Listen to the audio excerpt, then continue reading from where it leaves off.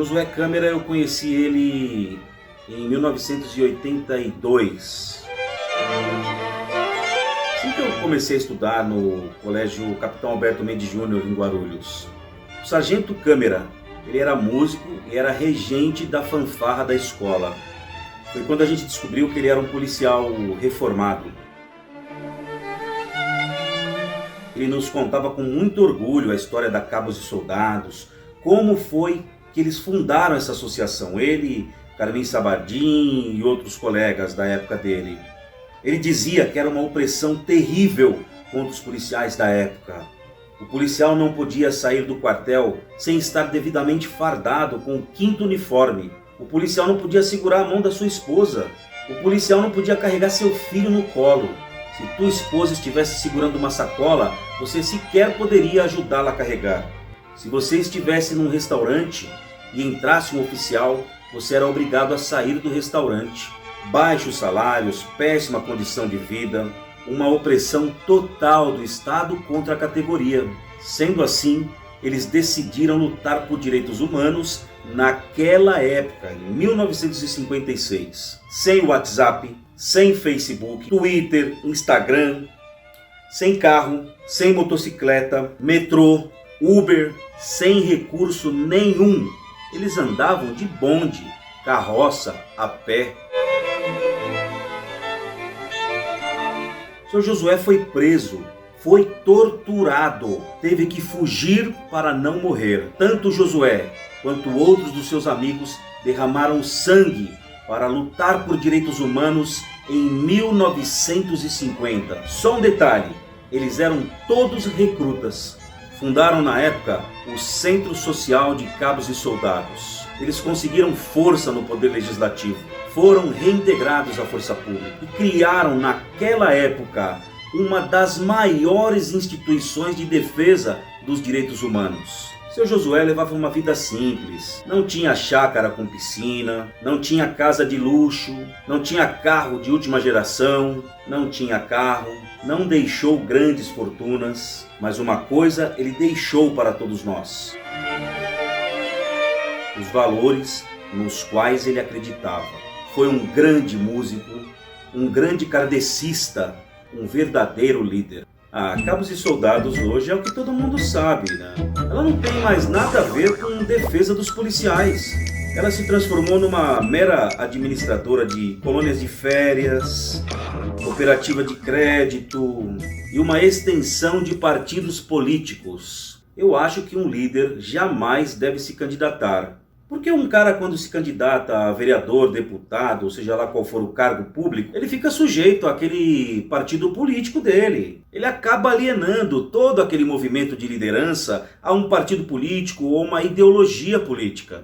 Nenhum dos diretores e presidente poderia se candidatar a cargo político, para não correr o risco de alienação. O Estatuto da Cabos e Soldados foi modificado para que ninguém, repito, ninguém consiga chegar ao cargo de presidente da associação. Esse estatuto foi criado para manter o pessoal que está lá ad eterno no poder. É necessário 90 pessoas para se criar uma chapa e concorrer às eleições. Absurdo! Todos devem ser cabos ou soldados. Alguns cargos, como os de presidente, por exemplo, você precisa ter 10 anos ininterruptos de sócio. Ser cabo ou soldado, estar lotado em um batalhão da região a qual você pretende concorrer há no mínimo 4 anos. Não pode dever nada para a instituição, não pode ter sido punido administrativamente. Pelo amor de Deus, pessoal. Será que esses caras acham que a gente é trouxa? É impossível concorrer a uma eleição na Cabos e Soldados. Desde que o Cabo Wilson assumiu, nunca teve uma eleição de verdade na Cabos e Soldados. Você não consegue achar policiais sócios da Cabos e Soldados há mais de 10 anos ininterruptos que sejam cabos ou soldados. E se você encontrar, ele não vai estar naquela região a qual ele pretende concorrer. Se ele estiver naquela região, geralmente ele não está naquele batalhão há mais de 4 anos. Se ele estiver há mais de 4 anos naquele batalhão, geralmente ele possui alguma dívida com a instituição. E se ele preencher todos os pré-requisitos, normalmente ele vai se aposentar logo e vai virar sargento. Eu mudaria totalmente o estatuto. Eu obrigaria cabos e soldados a promover eleições com no mínimo 10 chapas concorrendo. Eu abriria as eleições para concorrer desde soldado ao segundo tenente da reserva, sendo que o presidente seria sempre cabo ou soldado e as demais graduações poderia concorrer a cargo de diretor, conselho fiscal, somente praças. O direito de voto seria estendido a todos os praças da Polícia Militar, seja ele sócio ou não. Por quê? Porque sim, afinal de contas ela carrega o nome de cabos e soldados da Polícia Militar de São Paulo. E daí que ele não paga mensalidade? Ele é cabo e soldado e o nome da instituição é Associação de Cabos e Soldados. Tudo bem, você não é sócio? Você não vai usar uma colônia de férias, você não vai usar um hotel de trânsito, algumas coisas que apenas quem paga que tem direito de usar. Mas a Cabos e Soldados foi criada para defender os direitos humanos de todos os praças da Polícia Militar, independente de você ser sócio ou não. Assim sendo, eu acho que você, policial militar, seja cabo, soldado, sargento, subtenente, praça, você tem que ter o direito de escolher o presidente da Associação de Cabos e Soldados. As eleições? Uma urna simples em cada quartel? Acabou. Agora você acha que o cara vai viajar 200, 300 quilômetros para ir até uma sede da Cabos e Soldados e votar em presidente da associação? Você só ia poder ser reeleito uma vez no máximo.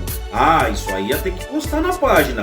Todo mundo ia ter que saber quanto ganha um diretor, um presidente, porque esse papo de que os caras trabalham lá de graça, mas está no estatuto, meu irmão. Está escrito no estatuto da instituição que eles trabalham gratuitamente. 30 anos trabalhando gratuitamente. A grande reclamação do policial hoje sobre a Cabos e Soldados é que ela não exerce representatividade nenhuma da nossa categoria. Um exemplo de falta de representatividade? A Cabos e Soldados nunca apoiou a PEC 02. Somente agora, depois de 2 anos de luta do pessoal da CPM, Tenente Barreto, Tenente Torres, essa galera aí, e depois da cobrança insistente por representatividade por parte do pessoal da Ondas, é que o Cabo Wilson resolveu apoiar a PEC 02. Agora é tarde demais, meu irmão.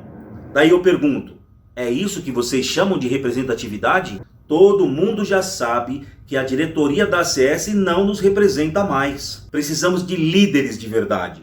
Bom, sobre a denúncia da Folha de São Paulo, eu gostaria de não fazer nenhum tipo de acusação leviana contra eles.